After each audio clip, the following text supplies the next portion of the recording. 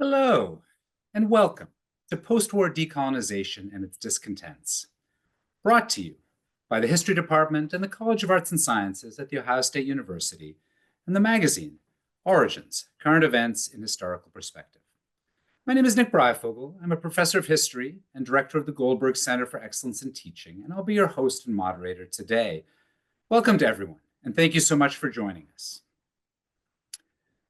After the Second World War, national self-determination became a recognized international norm, yet it only extended to former colonies. Groups within the postcolonial states that made alternative sovereign claims were disregarded or actively suppressed. Our talk today showcases their contested histories, highlighting little-known regions in South Asia and Southern Africa, marginalized individuals, and their hidden or lost archives. Personal connections link disparate national struggles across the globe through advocacy networks. However, these advocates had their own agendas and allegiances, which could undermine the autonomy of the claimants they supported. This webinar features material from Lydia Walker's new 2024 book, States in Waiting, which illuminates the unfinished and improvised ways that the state-centric international system replaced empire, which left certain claims of sovereignty perpetually awaiting recognition. Her book is available for free download, and we'll send you a link at the end of the talk to be able to access the book. Let's take a moment to get to know our speaker.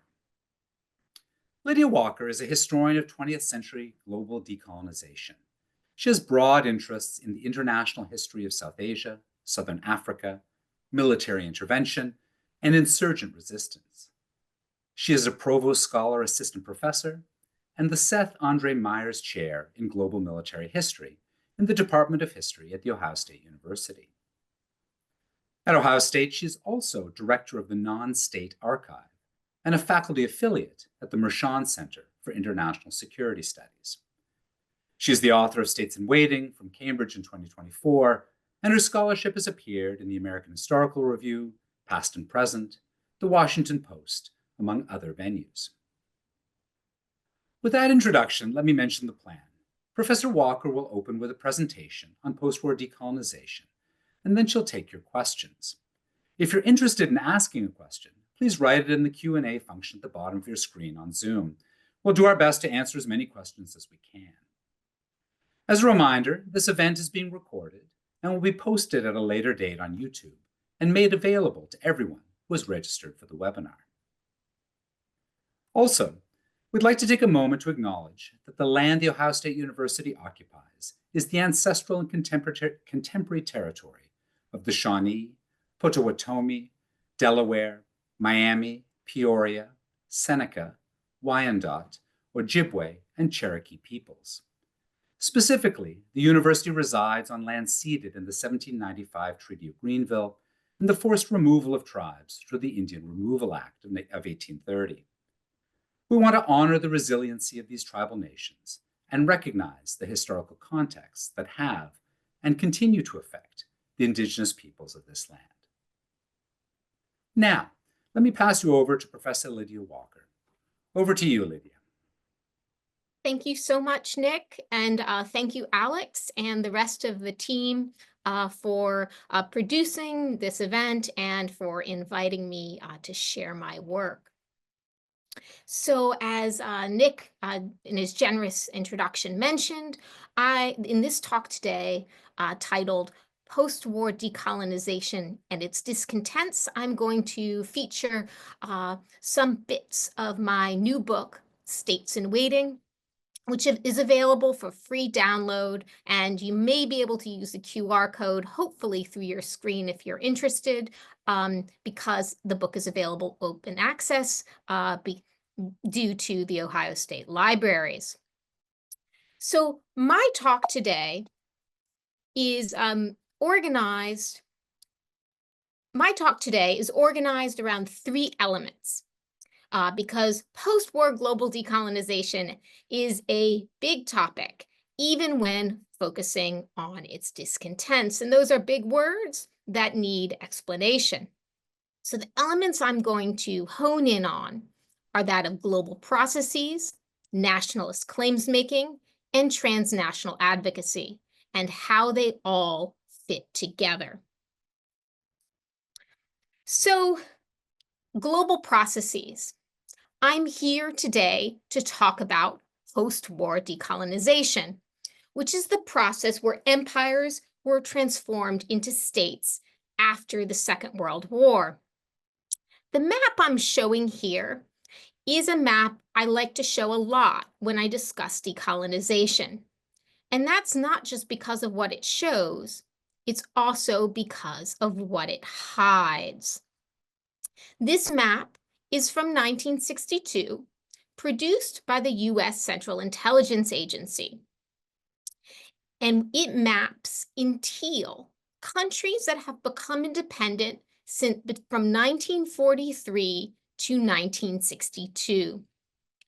And it hides in white countries that are still colonies, like much of Southern Africa, and countries that are still empires, like much of Europe, or metropoles, as we often refer to them, meaning the center of imperial rule.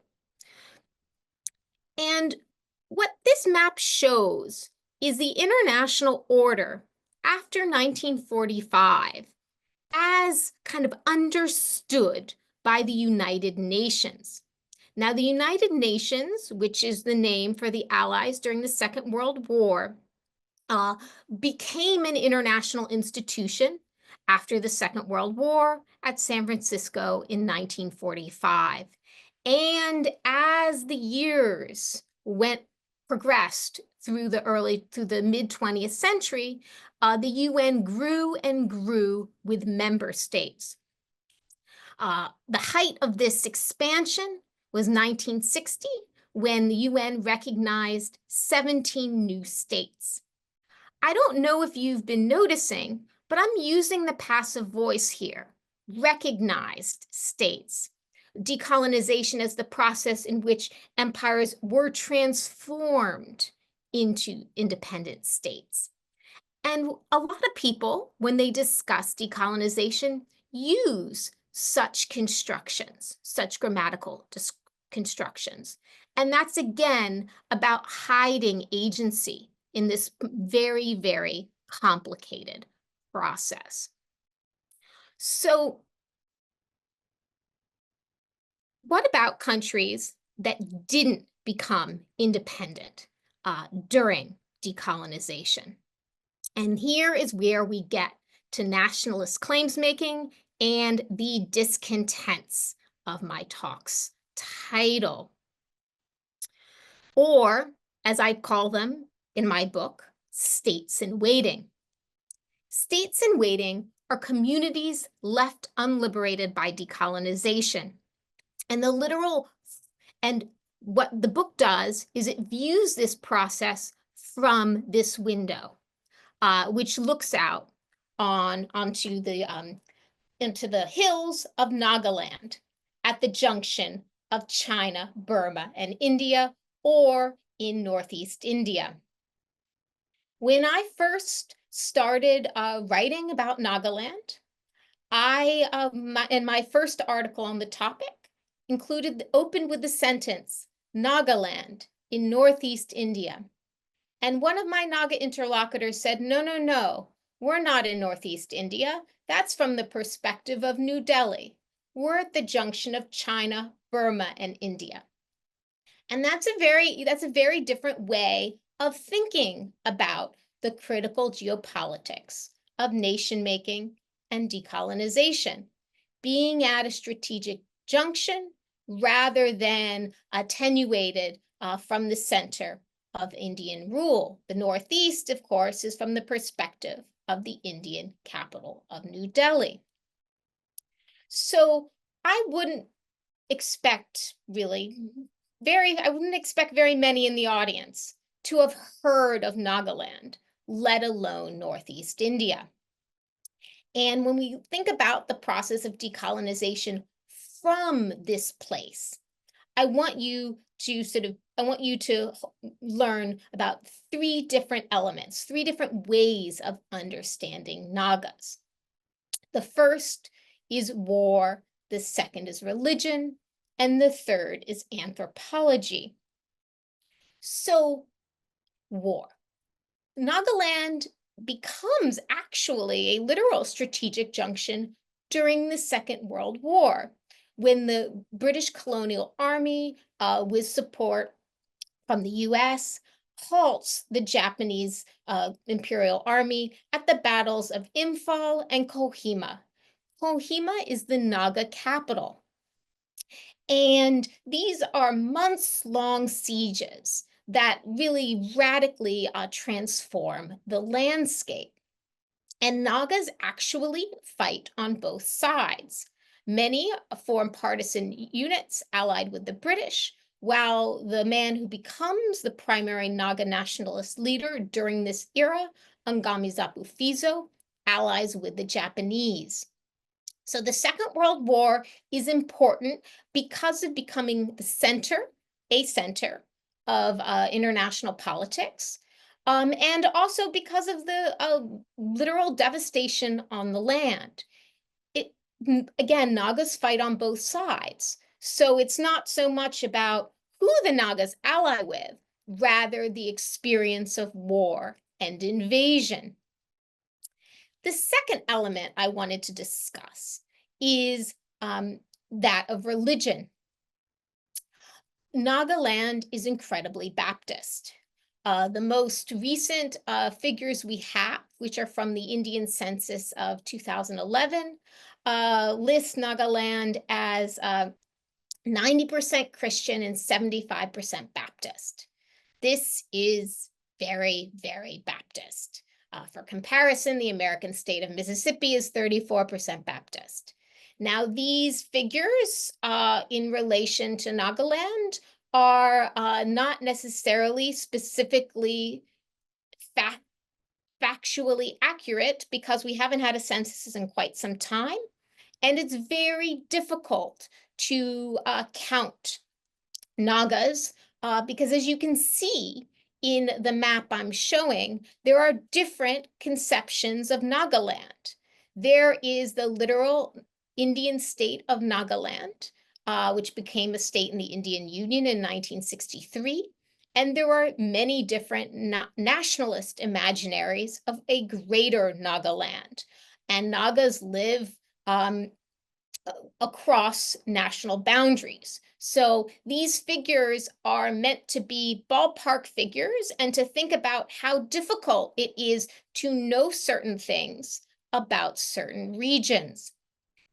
But Nagas are very Christian through the original efforts of American Baptist missionaries, though conversion rates really skyrocketed after the Second World War and in the decades after the American missionaries were no longer present. So a lot of this conversion was really led by Naga missionaries.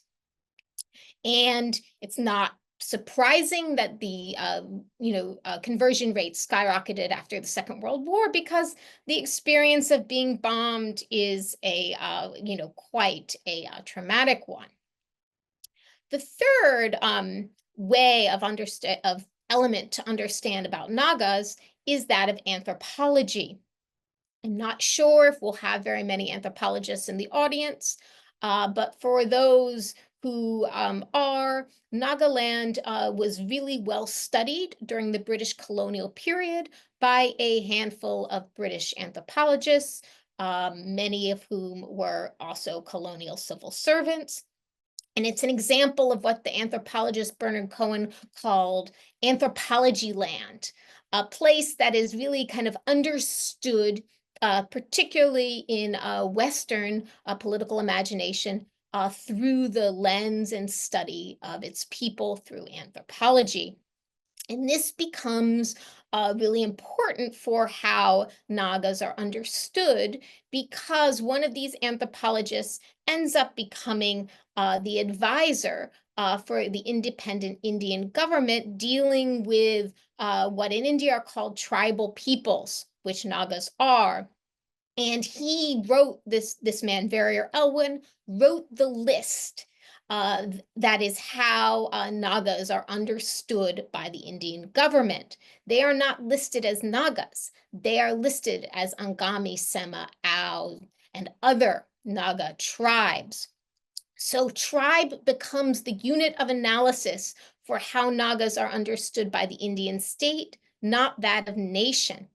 And so you have the tension between these two ways of thinking about Nagaland as Nagas, as a political unit, that of tribe and that of nation, and that of being a supposed uncivilized tribal people, and that of being a sort of more modernized, westernized Christian community. And Christianity gives them a way of plugging into other global networks. So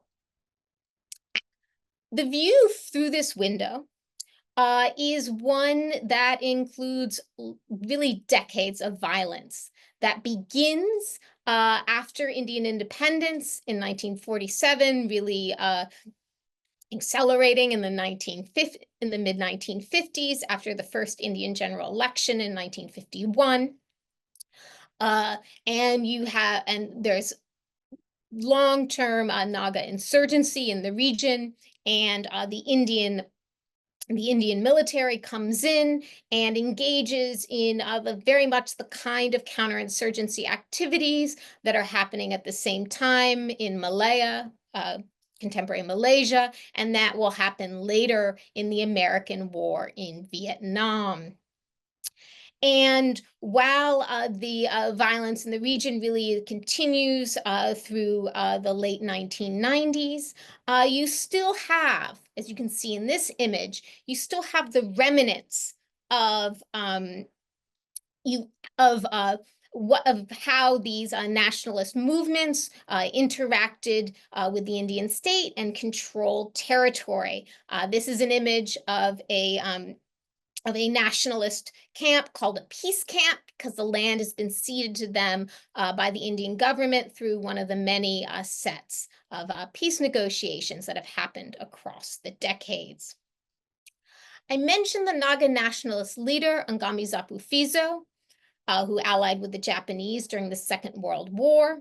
And when he launched outright insurgency in the mid-1950s, the war in the region did not go in his favor, and he ended up walking to what was then East Pakistan, present-day Bangladesh. And he eventually made his way to first Switzerland and then the UK and eventually New York, because he wanted to bring his people's nationalist claim to the world, and he wanted to work through transnational advocates to do that. So now we come to the third element, transnational advocacy. In that map I showed about the process of decolonization and how state-centric it was, and how it showed, as much as it showed independence, it also kind of hid continued imperial rule in many places. I want to say one aspect about that state-centricness of international order. After 1945, if you were a people, it was really hard to get to the United Nations unless you were brought into the room by a state. The UN is a very state-centric institution.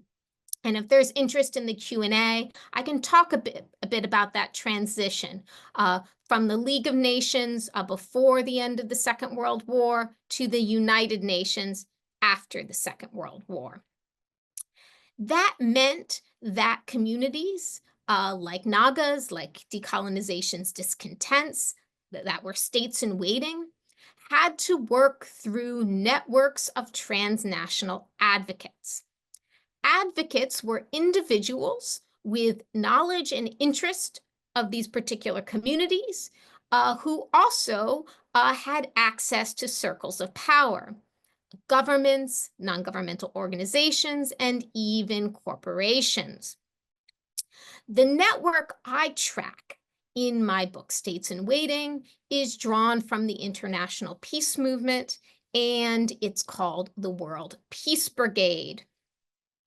And when Fizeau reaches the UK, he makes attempts to make contact with this sphere of advocacy. The World Peace Brigade, which is formed in 1961, and I should mention that Fizeau arrives in London in 1960, that year when 17 countries are becoming independent. The summer of 1960 is a moment where it almost seems as if a country is becoming independent every week. So Fizeau's arriving in that moment, and the World Peace Brigade is being founded as a result of that moment in the following year to help, in their own words, decolonization escape what they termed its entrapment in violence. That's their explicit aim. And they have three founders. The first is the American pacifist A.J. Muste. Some in the audience may have heard about him in other contexts. Muste was also very active in the US civil rights movement and was a mentor figure for such prominent civil rights activists as Bayard Rustin and Bill Sutherland, who were also part of the World Peace Brigade. And then the Indian leader was Jayaprakash Narayan, which some in the audience may have heard of in other contexts because he is a major figure in the Indian independence movement and also emerges as Indira Gandhi's opponent during the Indian emergency in the early 1970s. This period, though, we're still in the 1960s, and JP is outside of formal politics. One characteristic of these advocates is while they have access to political leaders in their own national governments, they themselves are not that. And then the third leader of the World Peace Brigade is Reverend Michael Scott of the UK, not the character in The Office, but instead he is a quite prominent anti-apartheid activist during this period, working against the government of South Africa in international forums. And I want to focus a little bit on Michael Scott here, because he is really a hinge figure in that he ends up making contact with Fizeau, first in Switzerland, bringing Fizeau to London, and attempting to support the Naga claim in international politics. Scott, as I mentioned, worked against apartheid South Africa, and he ended up being the spokesman for the Herero people of Southwest Africa, Namibia, which was a former German colony that became a League of Nations mandate after the First World War, administered by South Africa.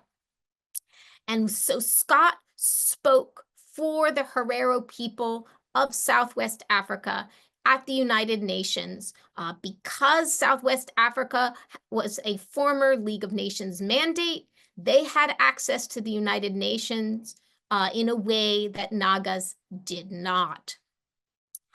So Scott eventually first accessed the United Nations, though, through the support of the Indian delegation there working against apartheid. So he had long-term friendships with Indians in government as well as Indians in civil society, like Jayaprakash Narayan. And their work for the World Peace Brigade, which first was primarily in East and Southern Africa, supporting countries and supporting nationalist movements there become independent countries. And then eventually, in Nagaland, where JP and Scott are part of a peace mission that brokers a ceasefire between the Indian government and Naga nationalists and attempts to hammer out a lasting peace. Scott's support of Naga nationalist claims making ends up really kind of fracturing this network of advocacy and ending his friendship with JP. So the arc of this book is about the formation and dissolution of this transnational advocacy movement drawn from the World Peace Brigade and how they attempt to support particular nationalist claims and then at times and then really are not able to continue their work as they fall afoul of state governments. Scott ends up being deported from India because of his advocacy for Naga nationalists, and this happens in 1966. And when you think about how he arrived at the United Nations in the late 1940s, brought into the room by the Indian delegation, it's really those 20 years are showing the rise and demise of an advocacy network that supported nationalist claims in international politics during the really intense political transformation of post-war decolonization.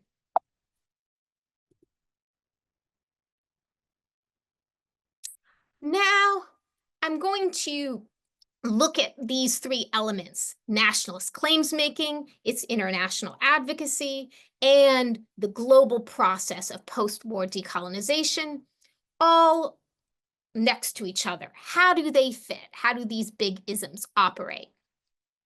So I discussed the long sort of narrative of how the Naga claim intersected with the World Peace Brigade.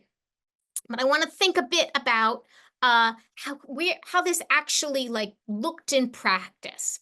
And so here are two images that show elements of it. The first, in red, is an image from one of the magazines at the World Peace Brigade community that A.J. Musty was the editor of, Liberation Magazine. It's a cover image by the artist Vera Williams from the early 1960s. And it really shows to some degree the relationship between claims making and its advocacy. These are two circles that overlap but are not aligned. And they are also racially marked, showing both the hierarchies between claimants and their advocates, and that their interests were not necessarily the same. The second is of a street corner, of a street intersection between Reverend Scott Street and Sam Nujoma Drive in Windhoek, Namibia. That image is from 2015, almost 10 years ago. Sam Nujoma was the leader of the dominant Namibian nationalist movement and eventually became president of an independent Namibia in 1990. It took Namibia a long time to become independent. When I saw that image during my research for States in Waiting, I was very excited. Here was a literal intersection between claims making, Sam Nujoma, and its advocacy, Michael Scott. And it was at a construction site, which was exactly what I was working on. I was constructing a book. And then several years later, I asked a Namibianist colleague who was living in Windhoek, what happened with that construction site at that intersection? And he said, oh, well, it actually became a dead end because they constructed a parking lot. And as much as that made this a bit of a downer in terms of, I wanted that intersection to be a strategic intersection teeming with traffic. It also shows what can happen at the intersection of claims making and advocacy. That real claims making that's heading toward that ends up becoming independent, ends up becoming an independent state, needs independence also means independence from advocacy. And the long-term role that someone like Michael Scott may play as supporting particular nationalist movements can even undermine the autonomy for the claims he's seeking to represent. And therefore, this intersection can, in sometimes, actually become a dead end. It can also become the end of friendships. Scott's friendship with many nationalist leaders erodes because they either become independent and no longer need him, or they continue to rely on him but find it less and less useful over time. So the relationship between claims making and its advocacy is not so smooth and is often unaligned because in the long term, they do not necessarily share interests. So in conclusion, these global processes,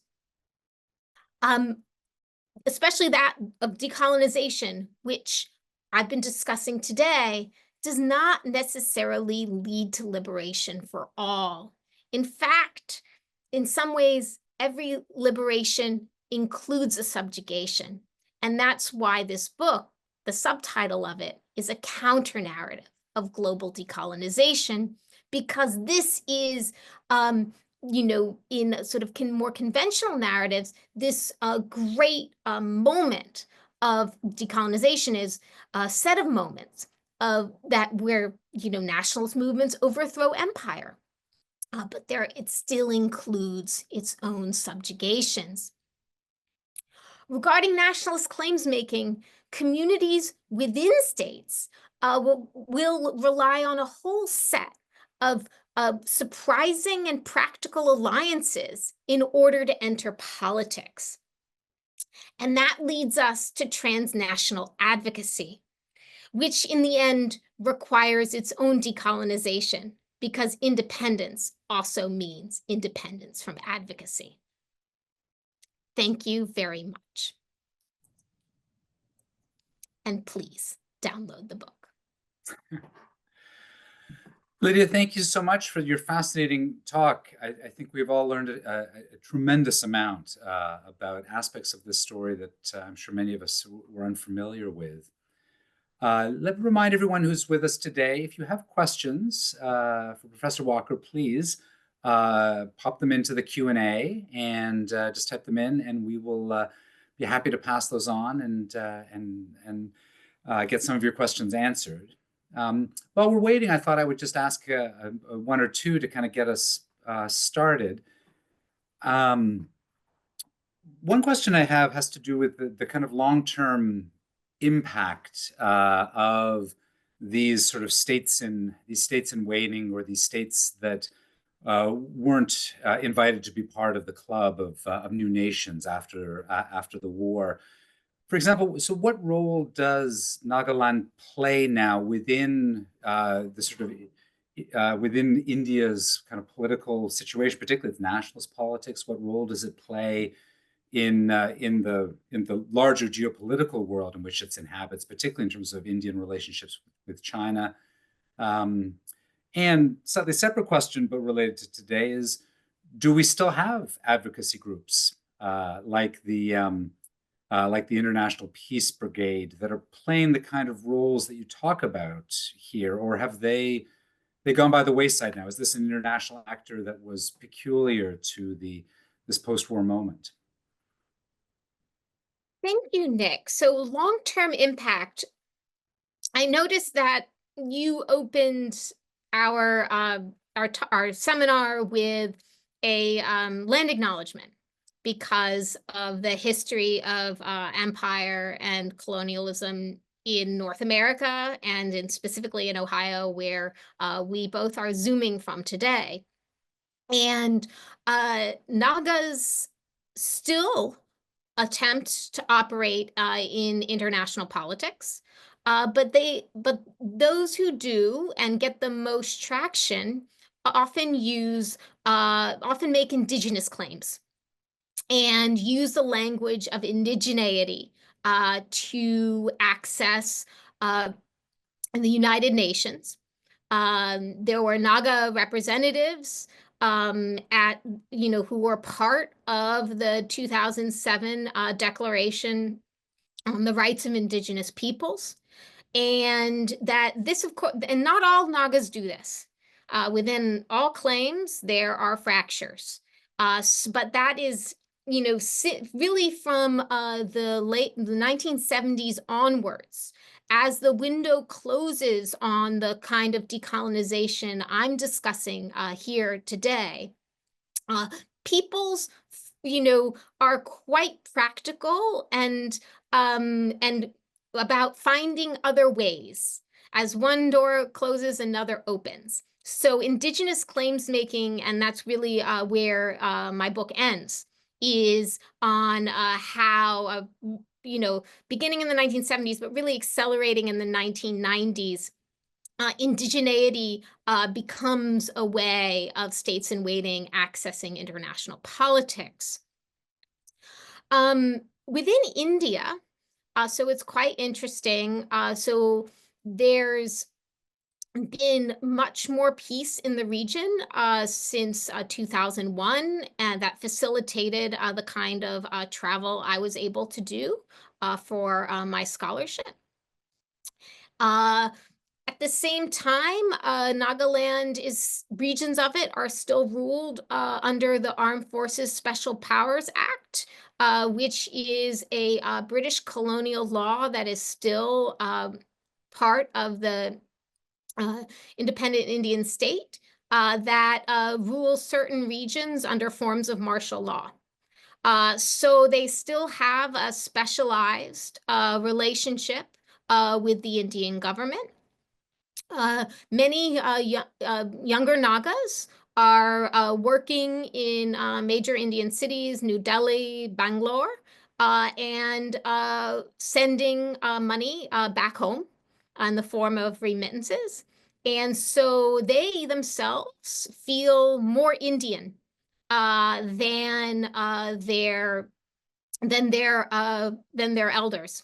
So there's definitely a generational shift going on in the region. At the same time, there's also the legal dynamics of how Nagaland is ruled have not changed much at all.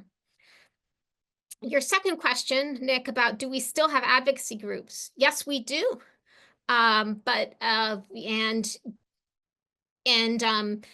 Most of my scholarship on this is on questions of indigeneity, which, because I track them forward, related to particular states in waiting.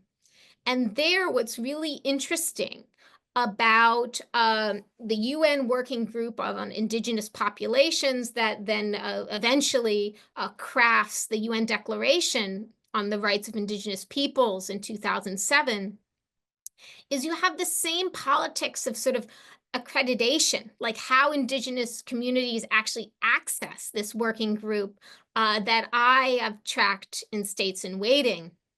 You have large, primarily Western NGOs that will give a sort of status at the committee, at the working group, to particular Indigenous organizations. And so there's very much a personal politics of who you know in order to access these international forums. And at the very practicality, who's providing visas? Who's providing funding for plane tickets? Who's providing accommodation? These are the things that advocacy groups and advocates themselves do to facilitate these kinds of unofficial politics. And by unofficial, I mean communities that do not have international recognition. And when they are searching for it, through forums like UN committees, they then still rely on the politics of advocacy. Wonderful. A question about kind of Christianity, and particularly the really large numbers of Baptists in the Nagaland region. Could you elaborate a little bit more on how the Christian tradition, in particular, I suppose, the Baptist tradition in Nagaland, may have affected the processes of advocacy and nationalist claims? How does that affect their story? In all sorts of ways. So, well, at the most basic level, Christianity and also specifically global Baptist and global religious networks allow many Nagas today access to international forums, international training, international connection in ways that bypass New Delhi. Billy Graham goes to Nagaland in the early 1970s as part of one of his crusades, and that's a time of extraordinary violence in the region. It's still quite well remembered, and his whole travel is facilitated by the Indian government. He's actually on, I believe, Indian military helicopters getting in and out. So, there are complicated relationships there. But this is a way of religion remains a way for many Nagas to have connections with Western organizations in ways that do not, where they're not reliant on the Indian government, though, of course, my Billy Graham example showed that the Indian government is still participating in elements of this. There's real debate today about whether, and this is whether Christianity was an important part of Naga nationalism and to what degree. The Indian government certainly thought it was.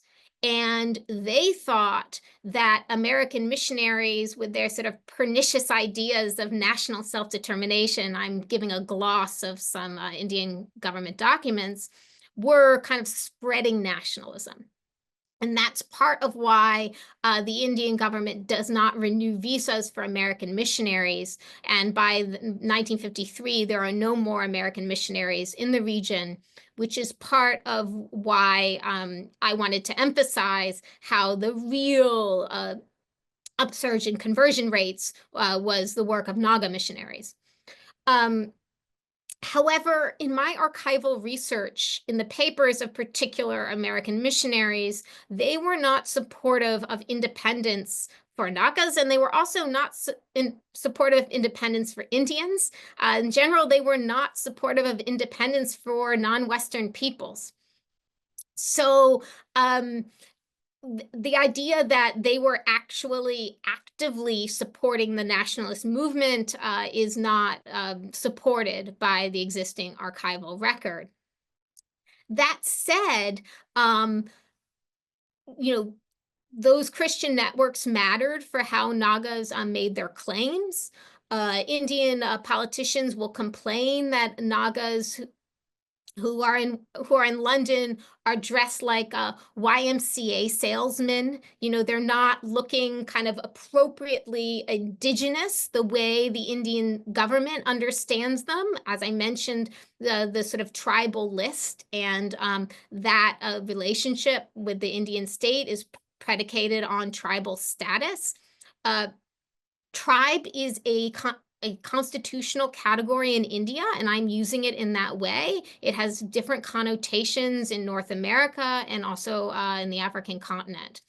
So so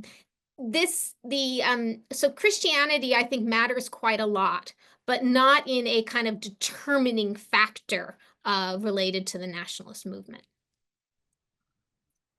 Just to follow up on what you just said, we have another question from the audience. And here I'll read in its entirety. In North America, there are resources to assist anyone interested in learning more about Indigenous territory claims. For example, nativeland.ca.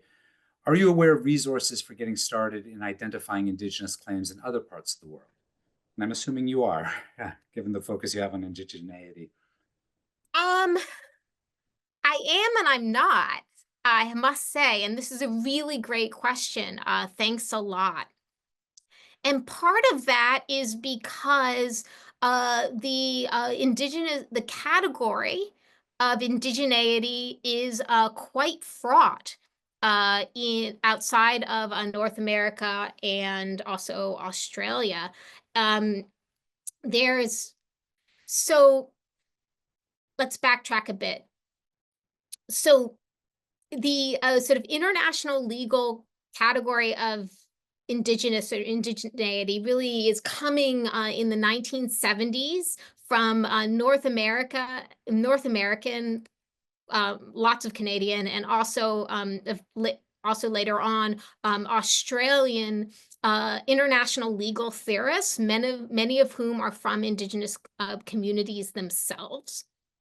And then later on, it becomes globalized.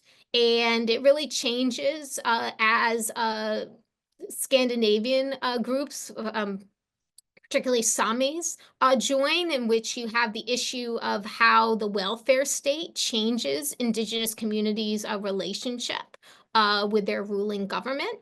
And then it becomes globalized as communities in Asia are also, and even later on the African continent, start finding the label illuminating and useful for their own operations in international politics. There's a lot of debate within India about the use of the term indigenous. And part of this is also where you get into advocacy communities in India, which are very different than tribal communities in the Northeast, which include Nagas. And this idea of, and then today in conversations about decolonization, the Indian government is also trying to look back to an indigenous India before Mughal Muslim rule in the 1500s. So this is all a very long, complicated historian's answer, basically saying began earlier and it's more complicated, for why the indigenous label in India particularly is quite fraught and doesn't really fit the same kinds of constructions that we have in North America. So no, there are not the same kinds of sort of structured resources, which are ways of understanding, which in some ways have been, created by the relationship between claims making and advocacy. Those kinds of structured resources don't yet exist in India in particular. And I do not believe also in elsewhere in regions that are called upland Southeast Asia, including Myanmar, regions that the anthropologists Willem van Schendel and James C. Scott popularized or called Zomia. That these tribal communities in those regions are not labeled and sort of understood in the same way they are in North America.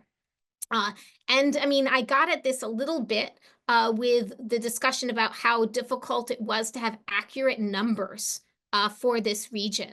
But there's just quite a lot we do not know about, and not just literal knowledge, but the way knowledge gets packaged and codified so that it so it's part of international policy.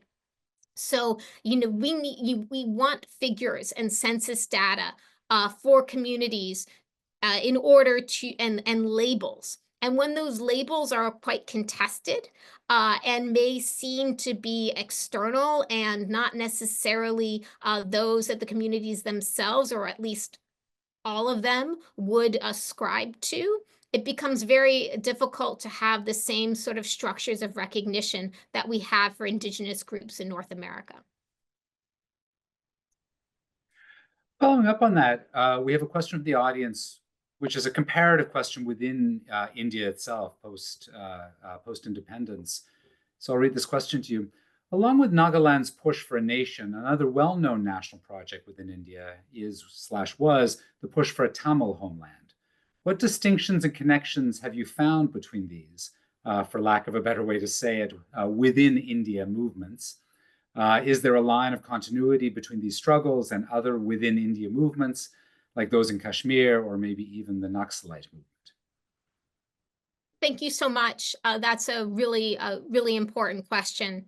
So, from the perspective of the Indian state, it's Prime Minister Jawaharlal Nehru's government during this period. India is full of what Nehru calls, in a phrase I quite enjoy, vociferous tendencies. That it could fragment at any point in these sort of anti-central, anti-government, in Nehru's understanding, movements.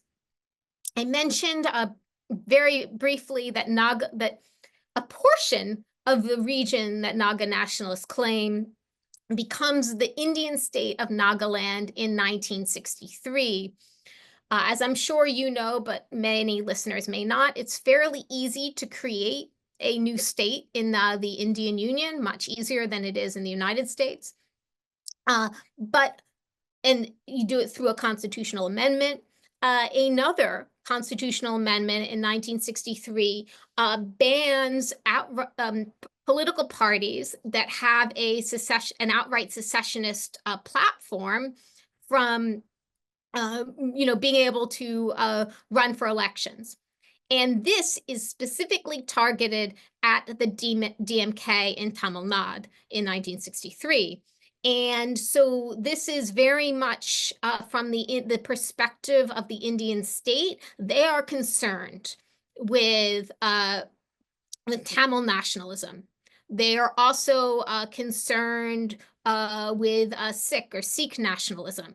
They're also concerned, this is 6061, with Goa and the remnants of Portuguese Empire on the subcontinent. So from the Indian statist perspective, all these movements are their primary concern.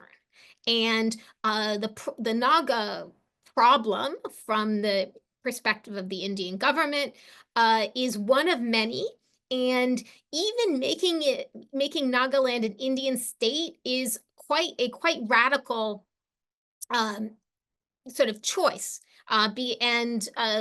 Critics of Nehru's decision to do that will say that that's why you end up with so many northeastern states, that Nagaland is kind of the thin end of the wedge, and of giving it the degree of autonomy of statehood in the Indian Union is sort of too much, and kind of opens the door for other groups in the Northeast and other communities to launch their own secessionist movements.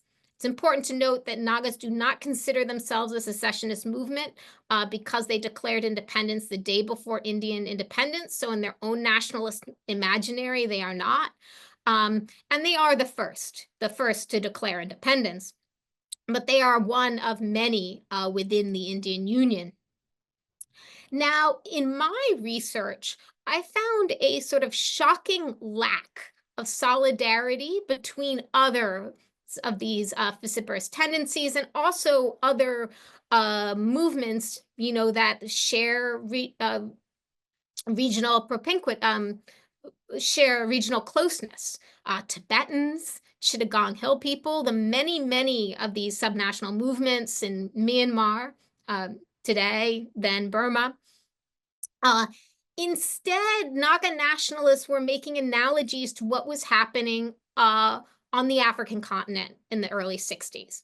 And that was because the window of political possibility of independence during that period was open on the African continent, while it had already closed in much of Asia.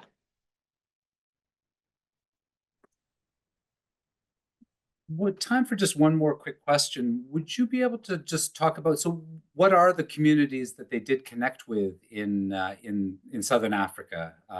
What were the ones that they saw as sort of kindred spirits in this whole process? Who are the groups that they were connecting with there? And did they share similar types of situations? And were the groups in South Africa reaching out as well to other groups in South Asia? A clarification that this is, from the Naga perspective, this is a politics of analogy and emulation, and not necessarily solidarity between movements.